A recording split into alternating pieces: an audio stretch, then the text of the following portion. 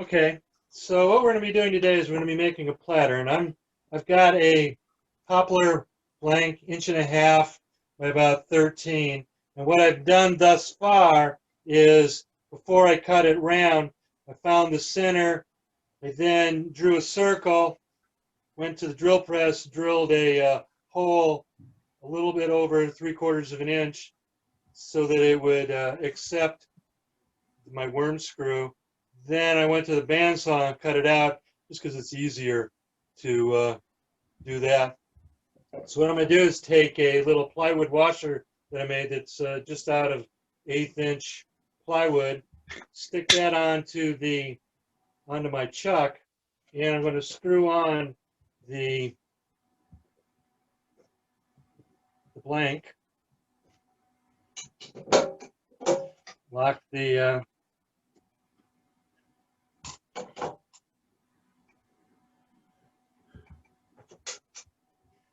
so now we have it mounted.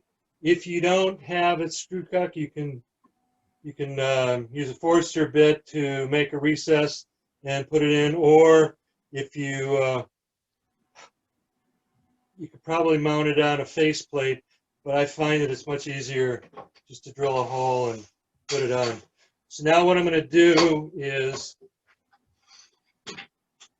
the process I'm going to do is I'm going to true up the sides, then so this is the bottom, and then I'm going to true up the front side just about an inch or so that I know where my edge is, and then I'm going to come back, clean up the bottom so that I can then mark what I want, where I want to create a recess. The tools that I'm going to be using today are, I'm going to be using this is a 5/8 inch Thompson gouge with Lyle Jamieson's parabolic curve on it, and Thompson makes it, but you have to buy them from Lyle. What the heck's the guy's name? Jamieson. Jameson, that's it. And pretty much what this is a copy of the David Ellsworth grind, and gouge. So I don't like getting shavings down the back of my neck, so I'm gonna wear my smock and make the collar tight around it. Dust gets everywhere, and I don't have my dust extractor on so that you don't have to hear the noise. Now, when I have this on, can you still hear me? Yes. I'm garbled and muted. No, we can hear you okay. Okay. So I'm going to turn the lathe on.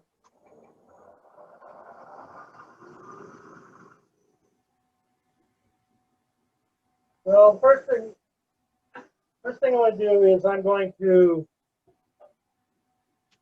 true up the end. So I'm going to take my gouge, hold it pretty much level with, so I'm presenting it at a 90-degree angle, and I'm just going to come in at like a 45, opening the face about 45 degrees and draw it across the front of the blank so that I can true it up.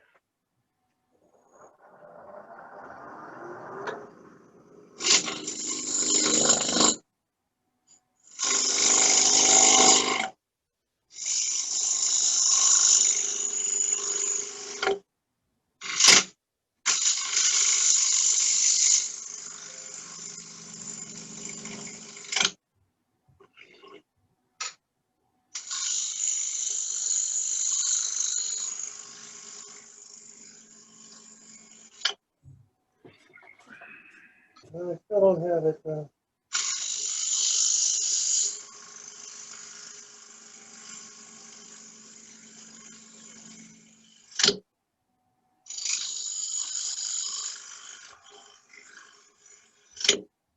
Because now,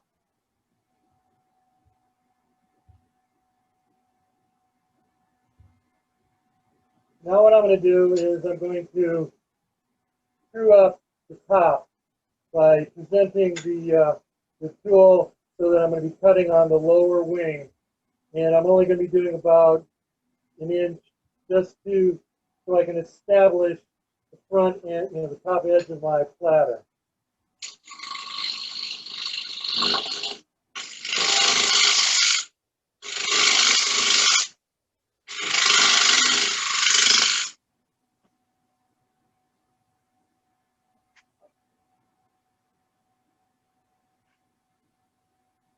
Okay, and I still don't have it completely flat on the top.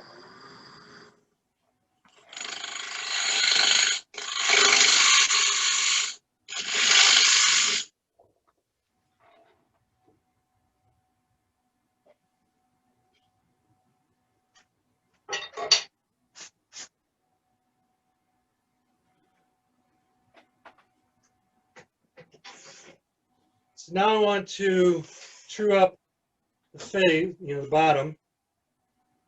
And what I'm going to be doing here is I'm going to be holding the tool so that it's resting with pretty much in a closed position, and I'm going to be cutting on the bottom wing of the gouge. I'm going to present it in the center and holding it down, keeping the handle against my side, and I'm just going to pull along the face to true it up. And I don't have to get everything out here face. What I'm trying to do is get the center part chewed up so that I can then turn around and use my dividers to mark so that I can then cut a recess. Anybody have any questions? You'll have to unmute yourself if you do have a question. Just one quick question. And who is this? Oh, I'm sorry, it's Rob Friedenberg. Okay. What was the purpose of the thin plywood disc up against the chuck? Is that just for marring, or? No, that was to reduce the length of the screw so that, because I'm only using an 1.5 inch thick piece of wood, so I didn't want the screw to go in farther. So in order to get it shorter than the hole that I drilled, I used the little plywood washer to make it so that the screw is shorter. Yep, that's good. Thank you. Yep.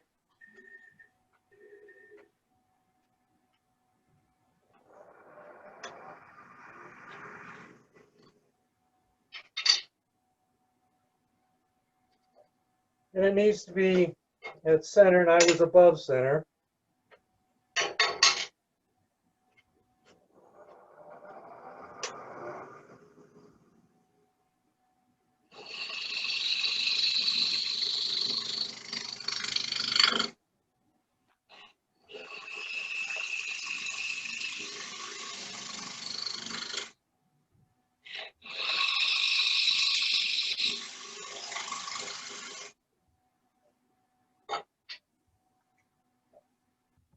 So it's pretty flat right now.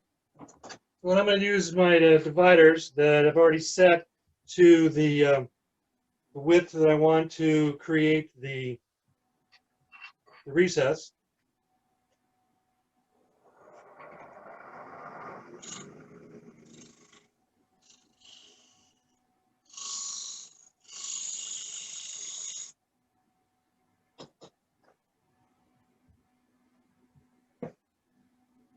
Now I'm going to take the parting tool and I'm going to part in about 1/8 of an inch for the recess, and then I'm going to create for the other part of the foot. I'll make it like 1/16 of an inch.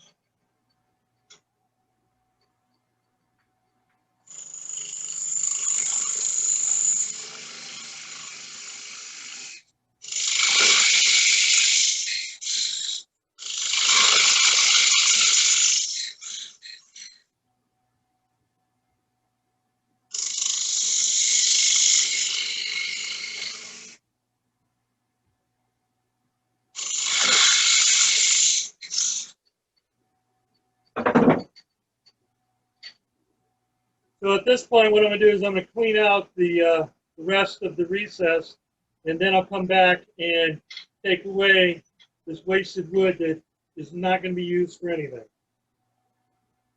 What I want to try to do is to make sure that the bevel is parallel to the way that I'm cutting, so that I'm getting a straight line. And if I'm good with my tool control, I can do that all with a gouge. But I'm not that really good, so I'm going to probably come back with a scraper to clean it up.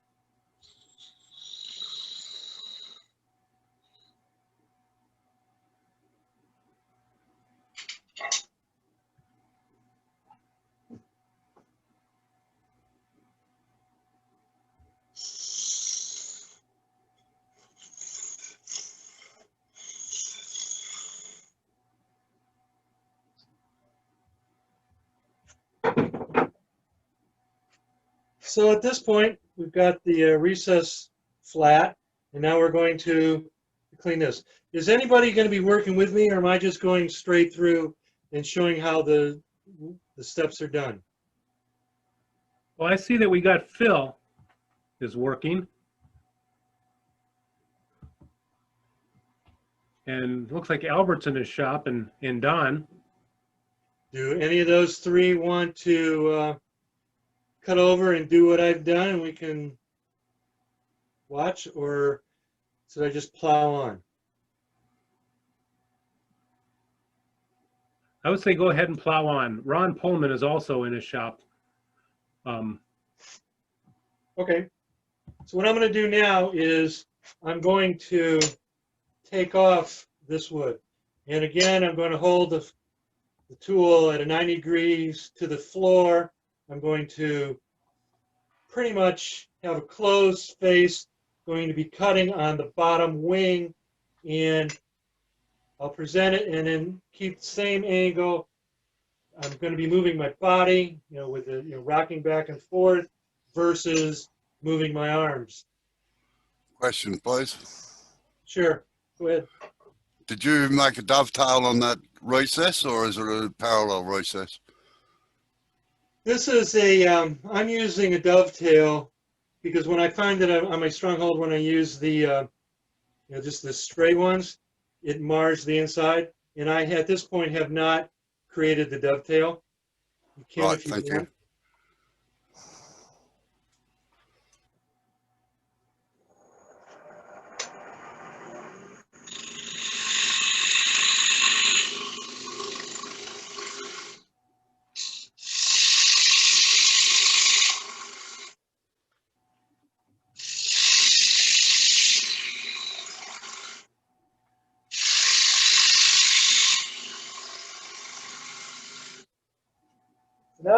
Now what I want to do is I want to just double the foot a little bit so that when it sits, it's going to be sitting on the outside edge as opposed to the whole thing.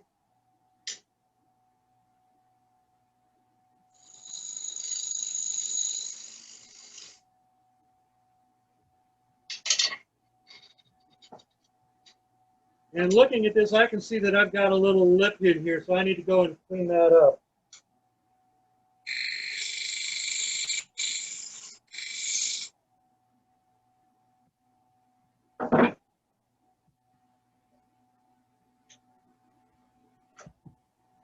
So now what I want to do is I'm going to be turning an OG on the back of this. So when I took the class, the workshop with Jimmy Clues a few years ago up in Pontiac, he said, just divide it into thirds. So the easiest way to do that is with your fingers, figuring out, okay, here's a third, there's a third. And what I want to do is I want to draw a line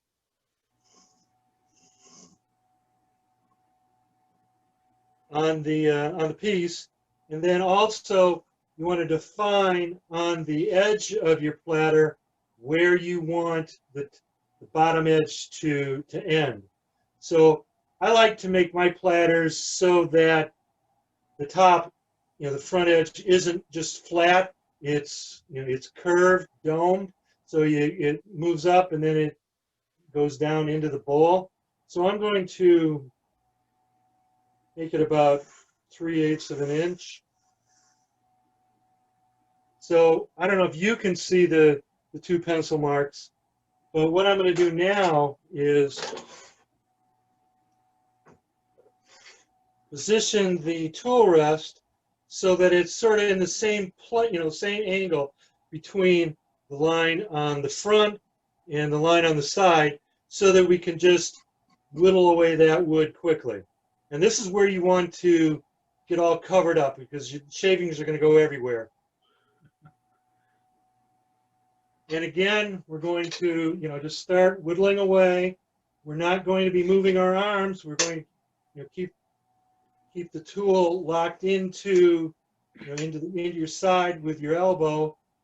Hold, just the right hand pretty much just is stabilizing it, and the left hand is holding it down on the tool rest.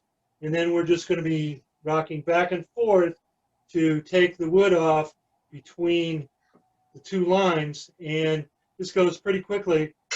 And pretty much it's the pressure that you're putting on, that you're applying towards your blank, that determines the depth of cut. So if you put in light pressure, you're going to make a lighter cut. If you put in heavy pressure, you're going to make a thicker, more aggressive cut. Any questions so far? Remember, you have to unmute if you want to ask a question.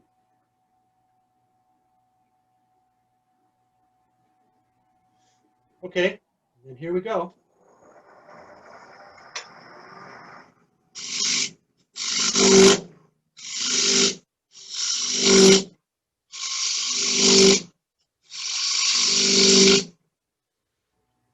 So I've adjusted the angle so it's more like, probably I'm presenting the tool at a 45-degree angle to the wood. And when I'm cutting, I'm not looking at my cut down here. I'm looking at the results up on top. It's just easier to see what you're doing. And I'm just rocking my body. I've got my right foot forward, my left foot back, and, I'm doing the dance.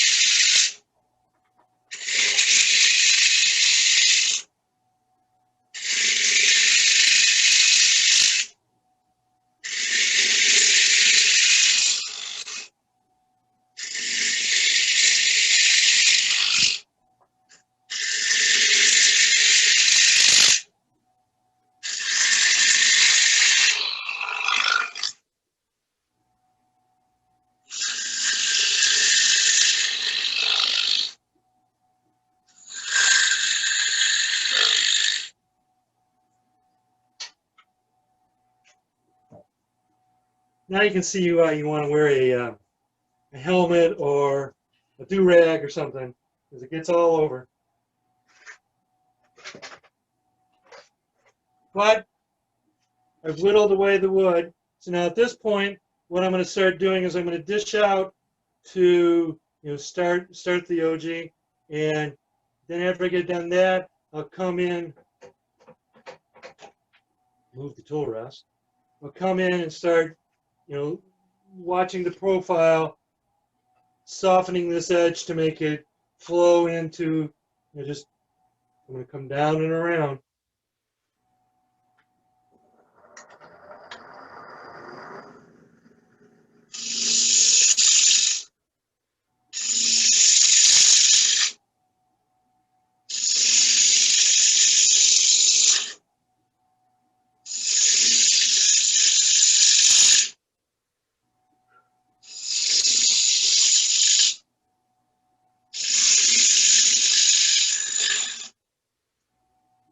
I've sort of got the basic shape. Now I want to start easing the corner here, working back to the top and get it to come down.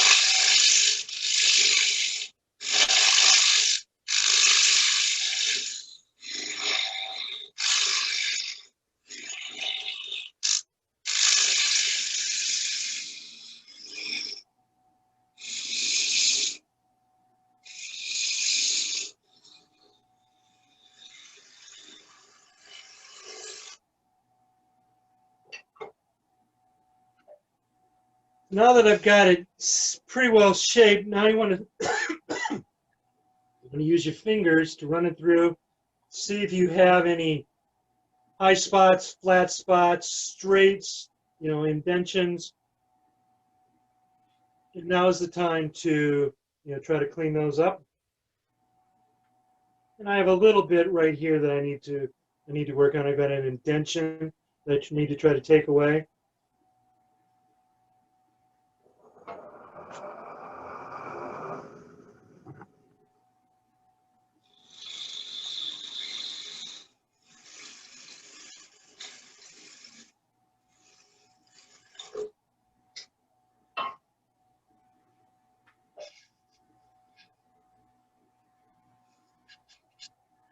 Okay, I'm going to try moving the camera.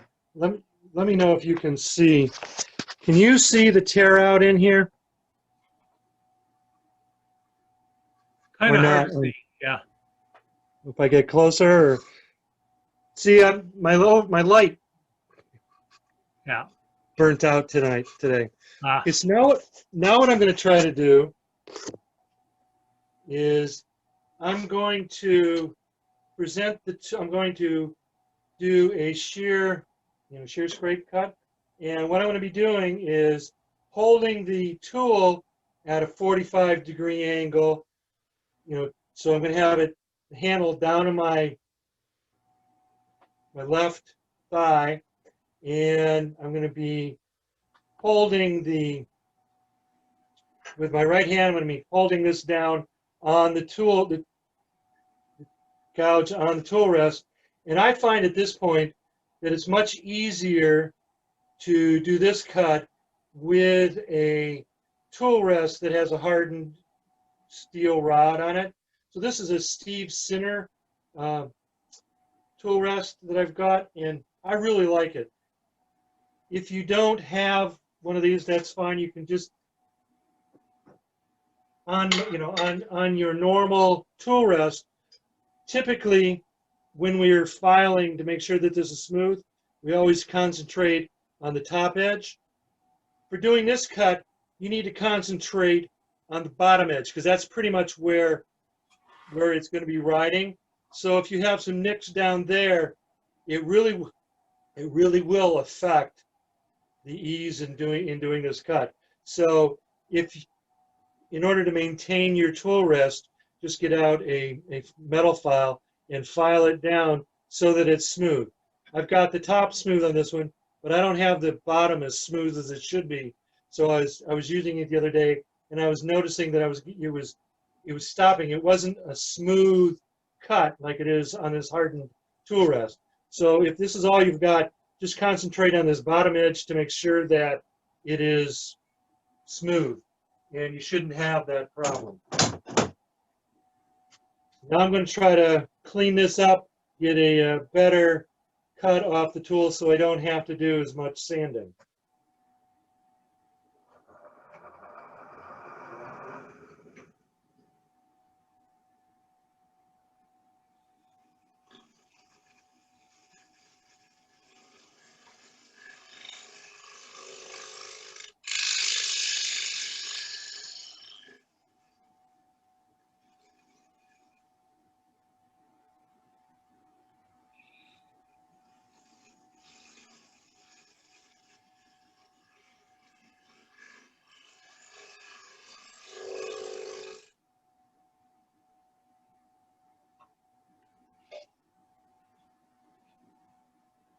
Oh, and the finish is much better than it was.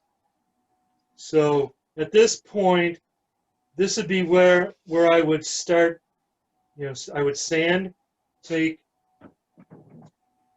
I power sand because it's much easier. And so I have a. This is a Milwaukee drill. You know, a quarter angle. You know, drill, and I just go in and you start with your lower grit and make sure that you get all of the tool marks out. Do the. You know, I'd come in here. I would do the edge first. Then I would come in and go from the top down, you know, just go back and forth. And again, you're using the rocking motion, you know, not your arms. It is easier. Then I will come in here and sand the inside. And then because of the square edge here, I find that I have to take my disc off and I have to hand sand this portion right here to get right up here, up to the edge, and also the edge, the bottom of the, you know, the edge of the little foot. And then I find that it's easier to do by hand the top of this right here. And I just go through the grits. So when you're doing the foot mark, you're not running the lathe, you're just, Yes, I am. you are, okay. At this point, I would turn the lathe down to about 500 RPMs, and then, you know, then I run it. So I'm turning, you know, 1600, 2000, whatever feels comfortable, and then I turn it down to 500 when I'm doing my sanding. Okay. Now at this point, you'd have everything sanded, and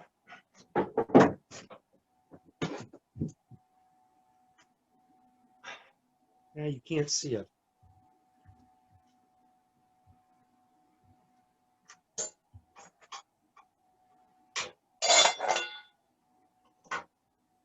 Can you? No, you can't. Well, anyway, what I'm going to do now is just an optional step to make some decoration on the bottom of the platter to show that you thought about the bottom. So what I'm going to use is a point tool and my small Sorby texturing tool, and it's got one of the texturing wheels on it. What I'm going to do is present, it's still going to be at 500 RPMs, and I'm going to come in here, present the tool at about a 45-degree angle, and push it in and hold it for about a count of 5, and that'll give me a little swirl pattern. Then I'm going to come in and make it vertical, so it'll give me some tick lines so that I can make a pattern on the bottom.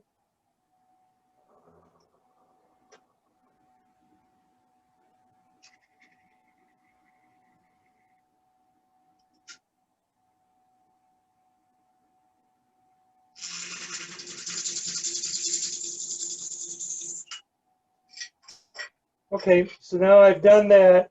Now what I'm going to do is come back with the point tool. And this point tool was homemade. It's just a piece of 3/8 high-speed steel that has been ground at 120 degrees on each face, so that I have 3 points. And when I present this to the work, I want to make sure that one of the facets is up, so that so it doesn't skate as much. So what I'm going to try to do is I want to try to make a little circle here, 2 lines between the swirl and the tick marks, and 2 on the other side.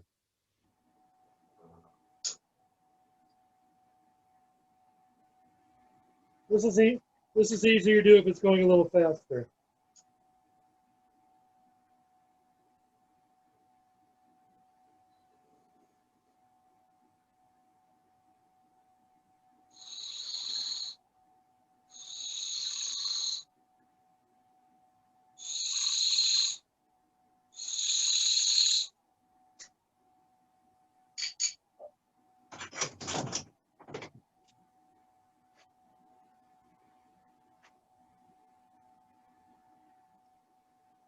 So, well, that didn't work real well.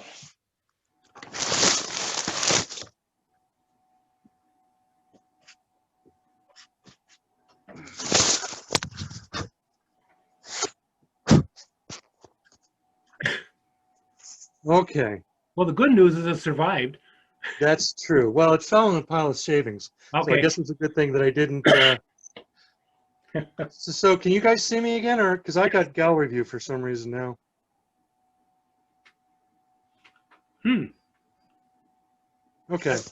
I've got So, you spotlighted. all right. Can you see the No, pattern we just I lost your put into video. this? I just lost my video. Yeah. Did you? There you go. Can you see the pattern that I put into this, or not? Yes. So, Yes. so that took what, 2 minutes maybe? Mm-hmm. So now at this point, at this point, everything should have been sanded. So now we want to take the platter off of the screw chuck. So you lock it up and screw it up, take it off.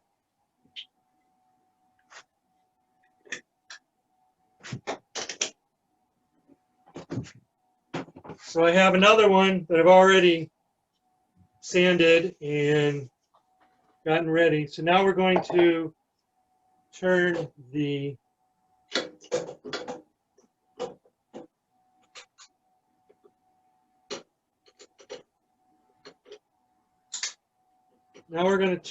front. And the trick is here, you just put it on, take your thumb, push it up against the chuck, and then tighten, expand the chuck into the recess. Make sure it's tight.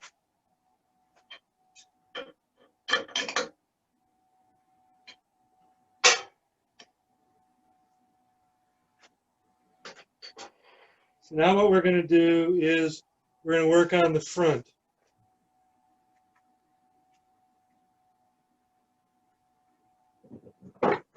Looking for tools and I put it away.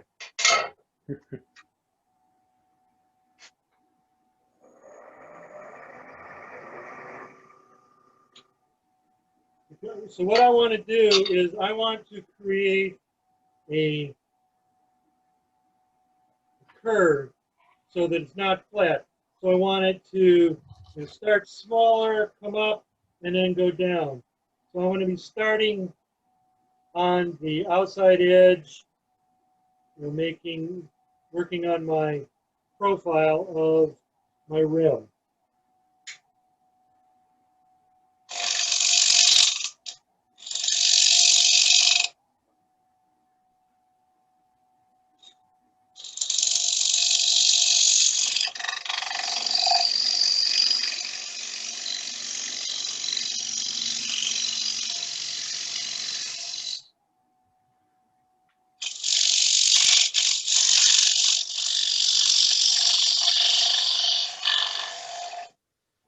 Well, I'm doing something wrong.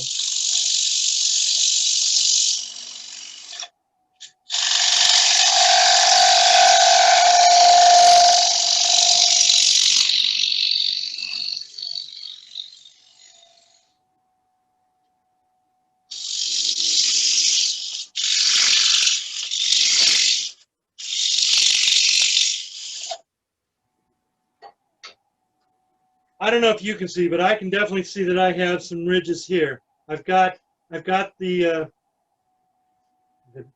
right side of my rim so that it is going down into the bowl portion, but the outside profile isn't very good. So now what I'm going to try to do is I'm going to be presenting my bowl gouge and using it as a scraper, cutting on the lower wing, presenting it so that it's almost a closed flute, and I'm going to be working back and forth to get this profile the way that I want it. Anybody have any questions? Remember to unmute.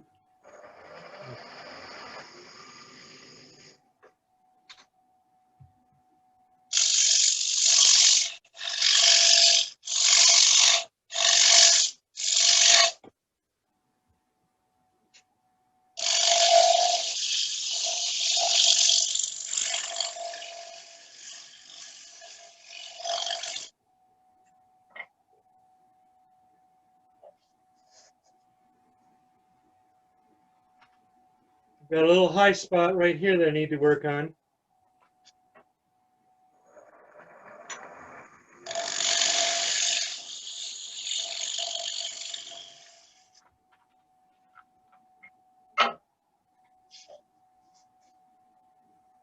Okay, that feels pretty good, but because I was doing the shear scrape, and this is poplar and it's soft, softer wood, I've got, I've got a bunch of tear out. So what I'm going to go back now and do is I'm going to do the shear scrape. So I'm going to present it, at 45 degrees to the wood. The cuts at about a 45-degree angle, and try to clean this up so that I don't have to do as much sanding later on. Question, please. Okay. Why didn't you do a shear scrape right from the start rather than just a plain scrape? Because I don't have enough tool control to get it done, to get the waves out. Okay, honest answer. That's what I like. Thank you.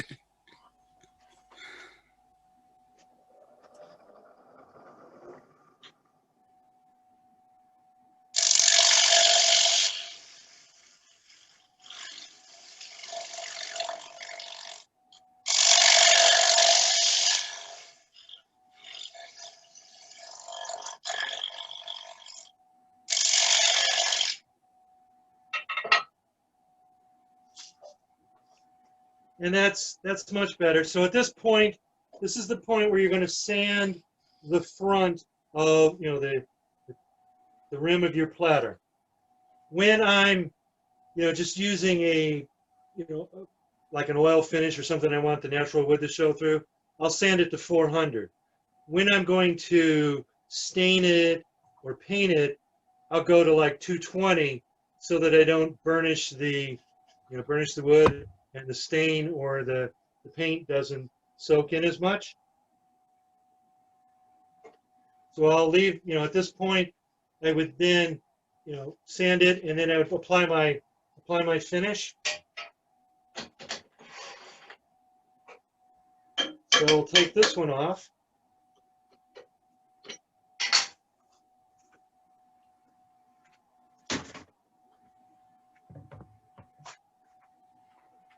I've already got one that I put some finish on. So now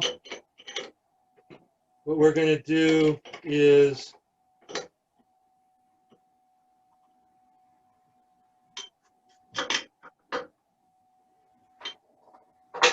we're going to take out the center section and make the rest, finish up the platter.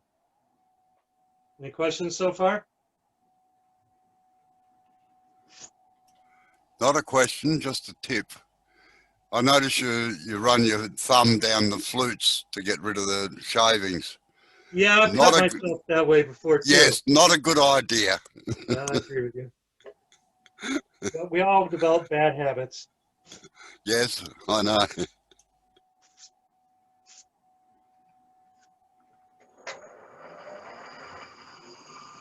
So now what I'm going to do is I'm just going to take away the waste wood in the center and create a pleasing bowl shape, and watch my depth so that I don't create myself a funnel.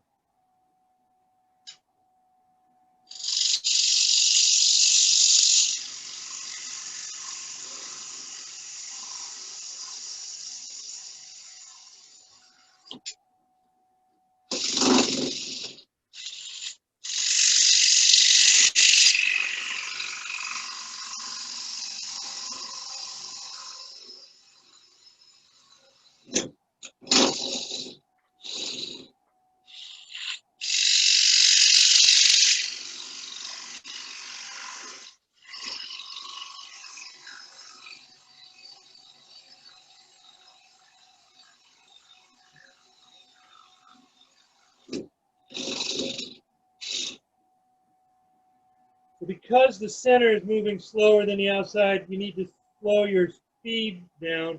But I always, that last half inch, when, you know, I don't know what I'm doing wrong, but it seems to just explode through it. So I guess I'm probably putting in too much pressure, maybe. Not I letting get the same tool, thing. letting the tool do the work. Yeah.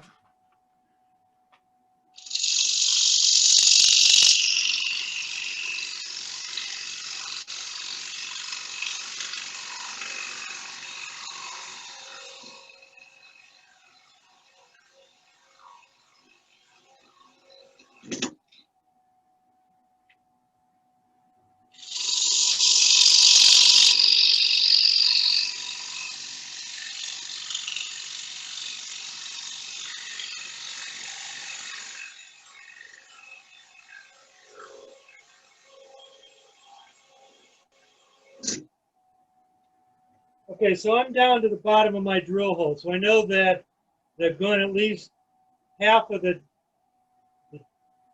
thickness of my blank. I started out with an 1.5 inch blank, and I drilled a 3/4 inch hole.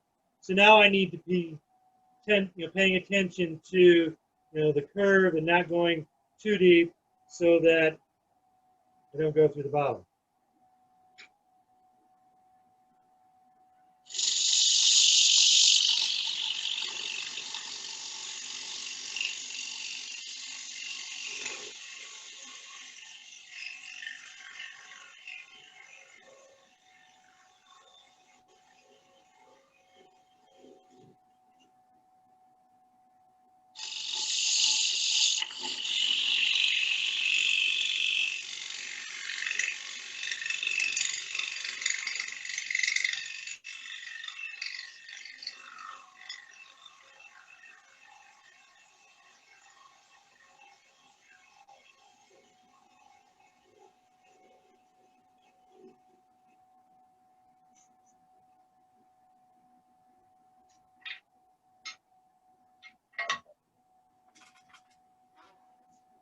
So I've got a ridge right here that I need to take out, but I still got enough thickness, so I'm confident I'm not going to go through the bottom.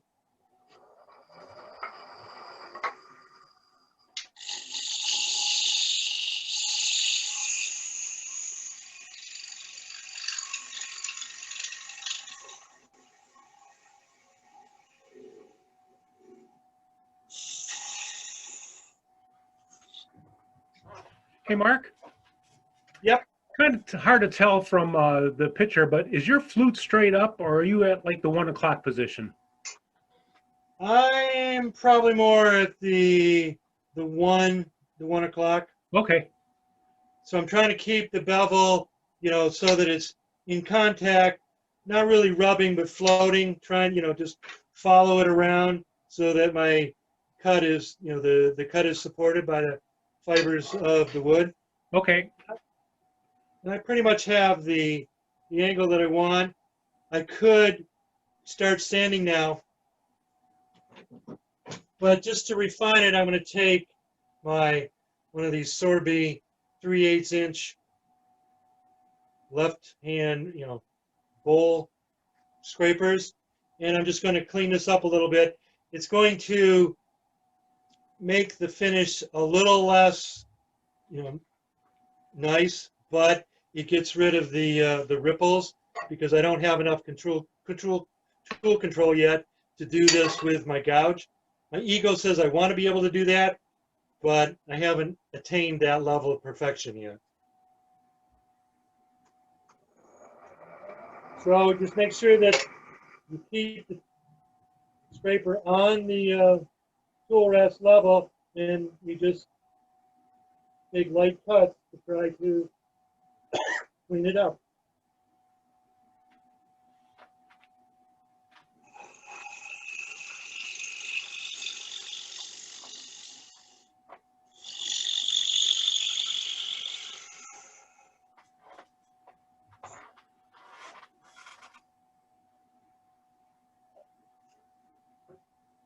So Hey, you Mark? can come back. Yes? Ken McCormick has asked how you determine the bowl depth without a laser. Well, you got your fingers, and if you had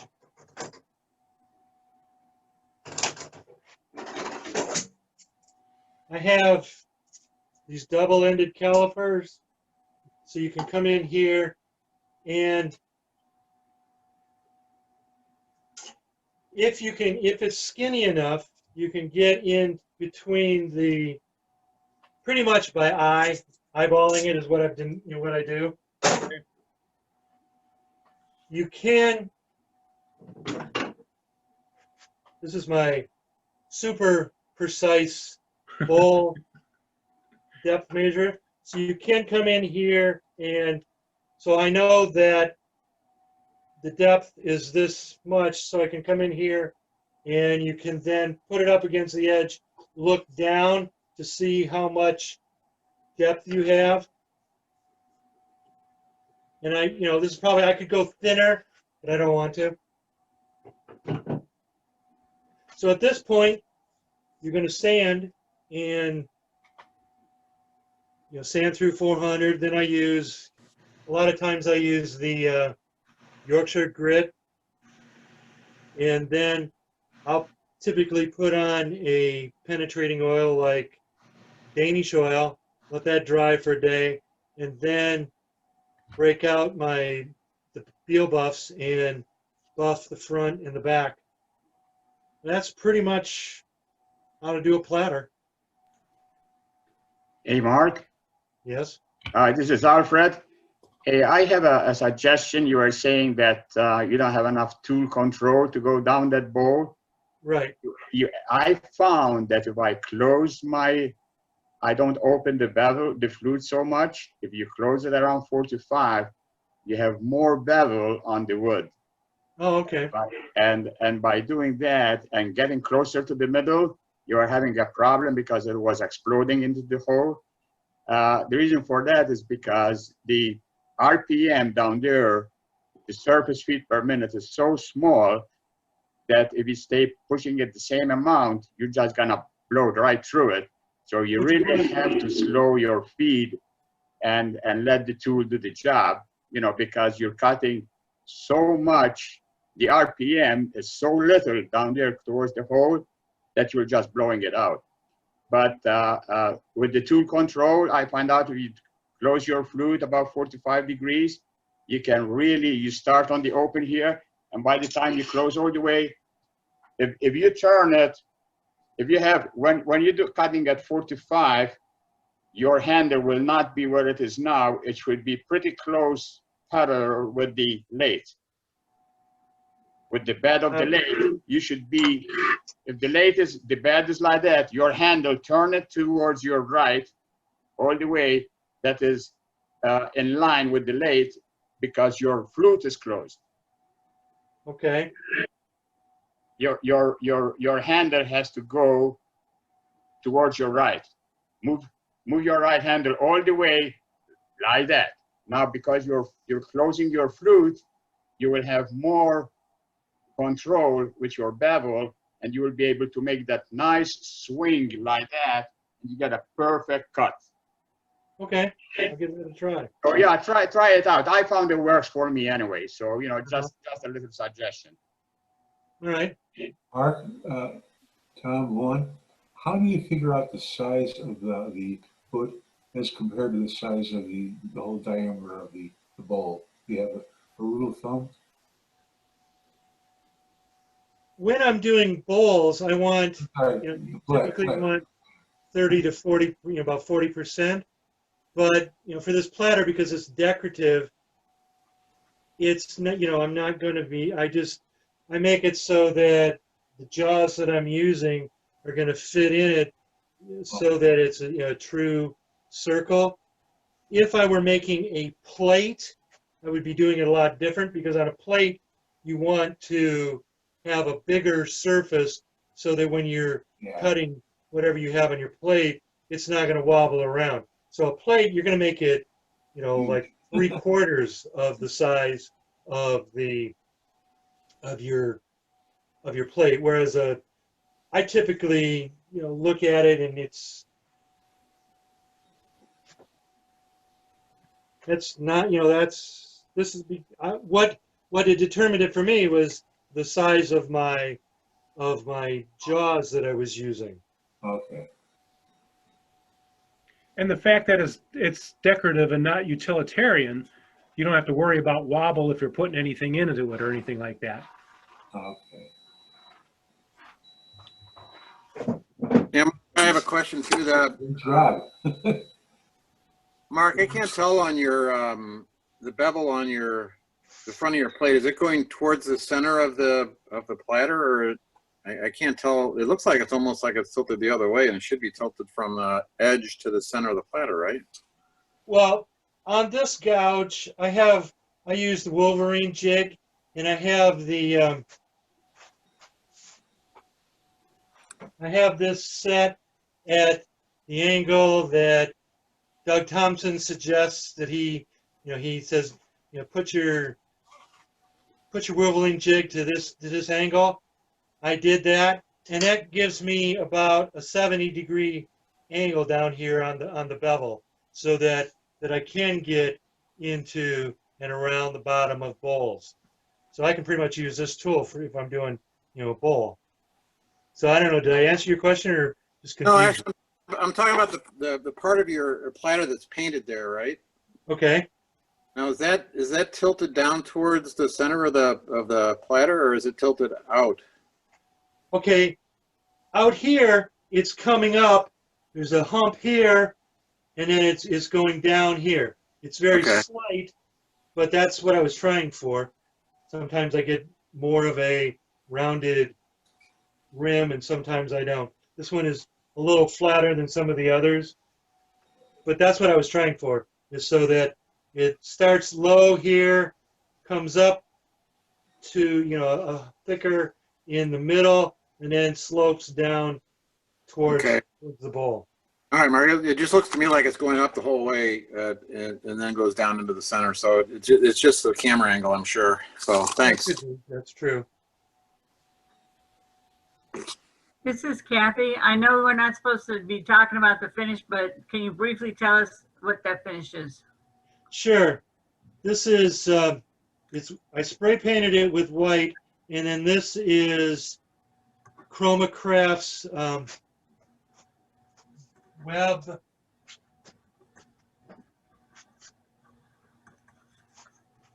It's the Chromacraft Web FX. That's special effects paint that Nick Agar promotes, and it has a little adapter in the spray. So I don't know if you remember around Halloween you used to have that silly string stuff that you'd spray around. Well, that's what this reminds me of. And you just sort of back, 16 inches or so away.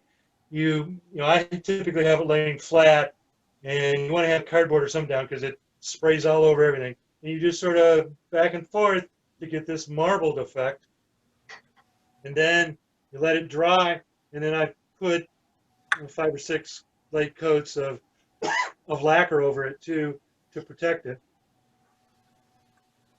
Thank you. That is a cool looking paint. This is really easy to use. They have 5 or 6 different colors. I've seen that in the magazines, but didn't know how well it would work. That's beautiful.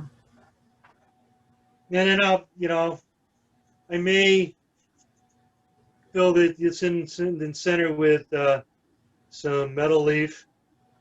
I've done that on other bowls. That's the one that I sent the picture to Jeff, and he published. That one had the metal leaf on it. That Chromacraft paint too is it's got to be a lot easier to use than doing the glue method with a hot melt glue. And yeah, I would think so. Yes. Yeah, I did one goblet that way, and that was a nightmare. Took me hours to get that off.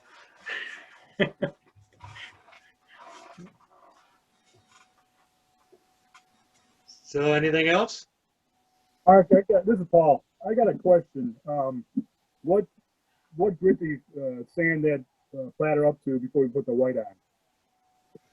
I sanded it to either 220 or 320. 320? All right. All right, thanks.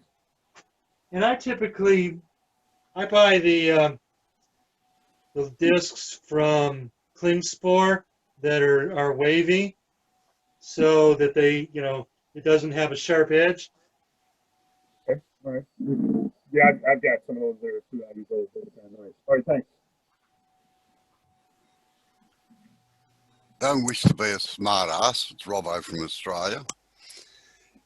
An easy way to do a shear scrape on a curved surface like that, and don't laugh, is to actually use a spindle gouge. Okay. And what, if you've got a spindle gouge there, would you like to get it? And I'll try and describe it to you. Spindle gouge, 3/8 inch. Yeah, can I just have a look at the nose of it, please? In the camera? Yeah, a little too pointed. Have you got one more in a thumbnail grind?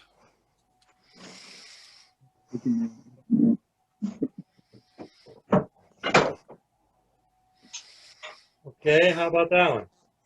That's better. Right. Now, This if is you 5/8. yeah, that'll do fine. If you drop your tool rest down a little bit so that the nose of it just gets right onto the center. Okay, drop the tool rest down to low center. Yeah, right. Now, put your spindle gouge in horizontal All right. with the flute facing at 45 degrees towards you. Okay. And if you cut just below the center line of the tool where you would normally cut when you're doing a cove or a bead, and just slide it out slowly, you'd be surprised at the finish you get. In fact, the spindle gouge will give you a better finish than the bowl gouge. Oh, okay. Well, let's give it a try and see what happens. And it's easy to control. And you can see what you're doing.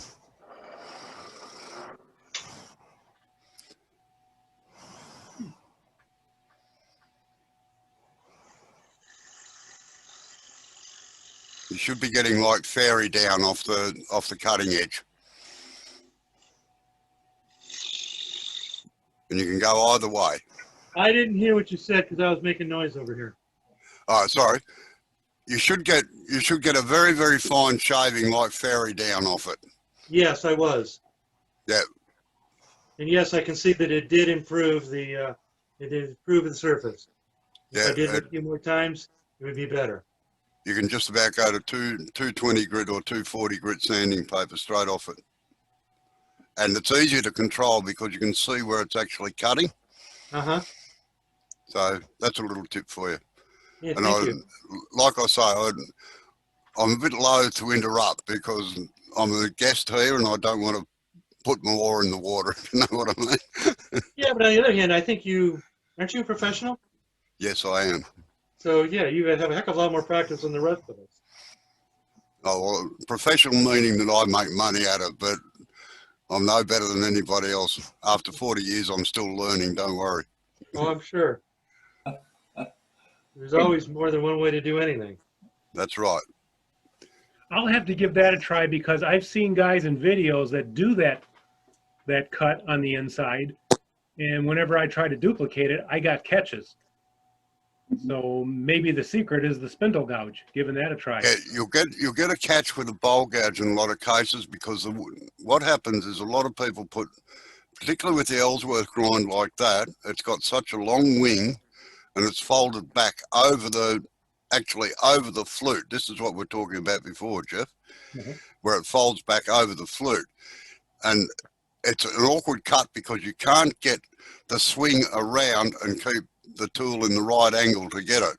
But with the spindle gouge, you can actually see where it's cutting and just guide it straight through the whole way. And it works on outsides of bowls. It works everywhere. Yeah, I've seen people do that on the inside, and I've never tried that one before. Well, I've got some bowls I'm turning this week because it looks like I got a show coming up. It's being put together Really? this minute. And so I got to get some more bowls added in, so I'm going to give that a try. Yeah, the secret is make sure that the flute is at 45-degree angle and keep the angle between the timber and the tool less than 90 degrees. If you get it more than 90 degrees, it'll skate so fast, you'll wonder where the hell it went. Okay. Great, thank you.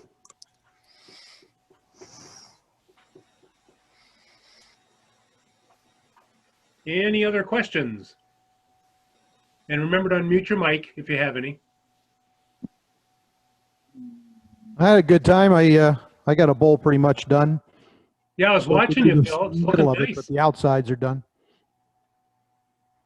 Let me, hold on a second. Let me highlight you real quick. There you go. Oh, that's nice. So it's a piece of wood from Victor. It said it's slightly, I don't know, it's got a ripple to it. It's maple. And Oh, okay. you probably can't see that Ooh, wow. even with the light. No, that doesn't help. But it's got a nice Nice. little ripple to it. You can see it a little bit in that picture. And I got the front. I didn't sand the front yet. Okay, very nice. It's a little hard to keep up with somebody that's got 3 bowls they're working on. Yeah, that's true. You're cheating, Mark. Anybody else? That was great. Regarding the size of the foot, you might think of it in terms of the proportionate size to the actual hollowed out portion of your platter, which really is a bowl with a really wide rim. Mm-hmm. And it looks to me like your foot's going to be somewhere between 3/8 and 1/2 the ratio of the diameter of your excavation. Yeah, I think you're right. Yeah, I think it's about half. And that's kind of a, you know, when you look at these things, you sort of develop a feel for it. It just kind of looks right. Mm-hmm. So But I have a if you're going to put objects or any sort of material in the bowl portion of this platter, your center of gravity is going to be within the boundary of the excavated section. Agreed. Okay, I Somebody have had a a question. question. Yeah, I have a question for anybody out there. I have a piece of cut wood within the last month, and I want to make a platter bowl out of it. So how can I preserve it from, it's going to be pretty wet. How do I preserve it from checking and from warping? I've never worked with a wet wood before. I don't think you can stop it from warping. So you've got to cut it and leave it extra thick and let it dry and then go back and recut it. Oh, so I can't really use that for this month. Well, you could if you wanted, but just realize that it may split on you or it's going to warp a little bit. But some people like that. Yeah. What about just using some anchor seal on the end grain? What is anchor seal? Anchor seal is a material that you brush on, and it slows down the drying process. ANCHOR? I believe Yes. so. ACH. ACH, okay. I'm a lousy speller.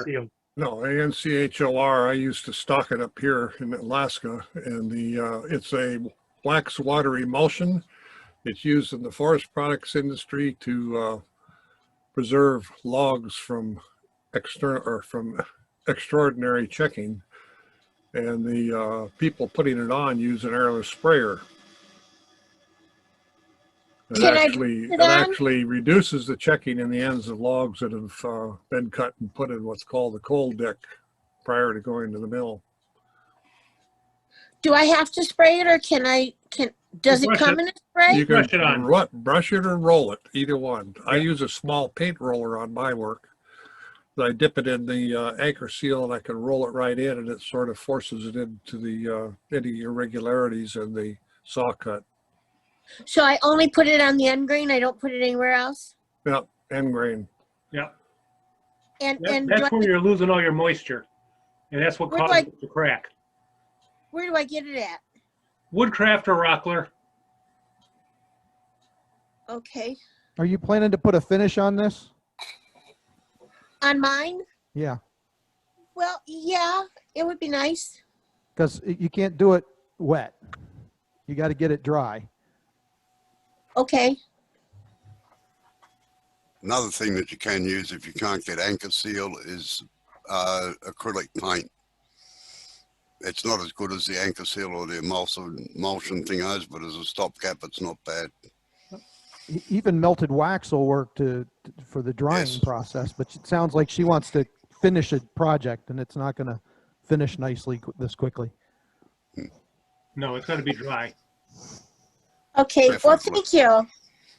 Another thing that I've used and have had some success with is I've taken some just basic tight bond glue and mixed it 50-50 with water and painted on a couple coats, and that's done a pretty good job. Yeah, either that or Elmer's glue even, Elmer's even, yeah. which you can probably get for 25 cents at Target right now. I've got some. Hey, Jeff, didn't you put yours in a dehydrator as well? A bowl or something in a dehydrator? I've just started using the dehydrator. I've done about 6 bowls in the dehydrator, and yeah, that dries it in 24 hours. Can I just I stick don't it know in the how. oven? That's a rough turn bowl. I don't know how long it would take. It may take 2 to 3 sessions in the dehydrator to do a solid piece of wood. I don't know. I'll have Can to I- experiment with that.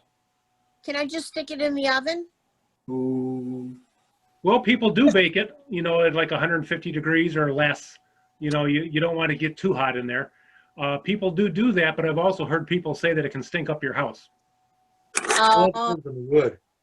You still need to seal the end grain before you try drying it like that. man. Jeff, do you seal your end grain when you put it in your No, dryer? no, because I've rough turned it to equal thickness all the way through on the sides and the bottom, usually about 1 inch. And I've not had any cracking because of that. And there is a book on the whole wood technology of drying. It's called Understanding Wood. It's by R. Bruce Hoadley. It talks about the drying of wood and all the things go on. It's really interesting. But it talks R. Bruce Hoadley, A Craftsman's Guide to Wood Technology or something like that. It talks all about that kind of stuff. There's even equations in there. Could you put that name in the chat, please? The name of that book? Yes. Sorry. Bruce, I guess maybe Jeff could. Okay, hold. I've got it. I've got a copy of it. I'll send an email to Jeff. Okay, yeah, if you send me an email, I will I'll put that send- in I'll the send you an description for the email. YouTube video. I bought it years ago. It's kind of, you can buy it on Amazon. What was the name of the book again? Understanding Wood, A Craftsman's Guide to Wood Technology. R. Bruce Hoadley, Hoadley. He's a professor of wood technology at some university in Boston or something like that. I'll send you an email with the name of the book. Okay. But it's Like I said, I'll put it in the description of this video. Yeah, okay. I've got the copy in the other room now. And I did put the name of that. I just now put that into the chat if you want to go in there and copy it down. I don't think I got all that in there, but I got enough that they'd be able to look it up. You can Google it. It's available on Amazon. Okay. It's not cheap, but you could probably buy it on that Add All database, the one where you can buy used books. I think it's a Taunton Press book, isn't it? I don't know. Let me see if I can find it. Hoadley did 2 books, and I have both of them. They're both about wood technology. One is really technical, the other one is less technical.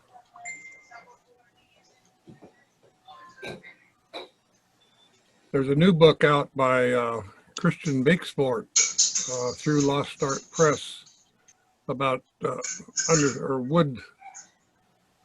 Understanding Wood for Craftsmen or something of that nature. The book it's titled kind of loosely as the wood book we all wish we had it a lot earlier in our career or something like that. It comes at wood technology from a little bit different angle than Professor Hoadley. Yeah, this is A Craftsman's Guide, I'm sorry, Understanding Wood, A Craftsman's Guide to Wood Technology, R. Bruce Hoadley. This one was $44 whenever I bought it. The Taunton Press. I think you could buy it. There is a place for buying used books. Can I send it all to you, Jeff? Yes, yes. Because there's a website to buy used books. Okay. Yeah, send me all that information. I'll get it in the description of the video. Okay. What's the website for used books? I'll put that in there too. Yeah. We'll have it available, Sandy, with this video when it comes out on YouTube. Okay. I just want to say Mark did a terrific demo. Yes. Can we give him a round of applause? Yep. Great job, Mark. Thank you, Mark. Thank you. Thanks, Mark. You're welcome. Very Thanks, Mark. informative. Thank you. Thank you. Very informative and well thought out. Are there any other questions then? Okay. Well, I guess we're going to call it a day then. Thank you, everybody coming. This is the largest attendance we've had for a workshop, 29 people total. Wow. Really? Yep. And as I said, Mark, you did an excellent job. And this is proof positive that you don't need all the technology to do a Zoom video. You just need a phone. That's what Mark used. And that's what Paul Newberger used in his. So, okay, great. So thank you, everybody, for coming. Especially our friends in the wee hours of the morning down under and in the UK. Really appreciate you attending today. And we will see you guys at the next wood turning meeting in November. You'll certainly see me.